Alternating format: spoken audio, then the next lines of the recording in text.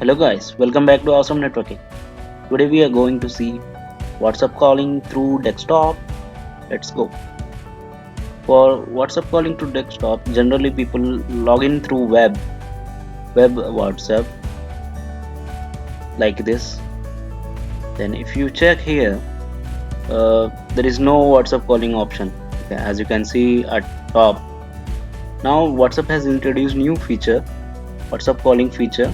If you download the desktop app. So now we are downloading the desktop app. Okay, it's downloaded. Now I am running the setup. After running the setup, it looks like this. Now I'll scan the QR code through my WhatsApp. Now it has opened. See, we can see here the calling and video calling button.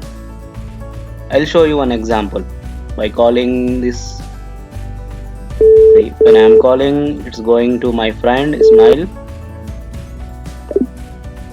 Ring, it doesn't pick up the call, so it's got cut. Now this is the incoming call. I called through from my another number, so calling is working. Okay guys, thank you so much.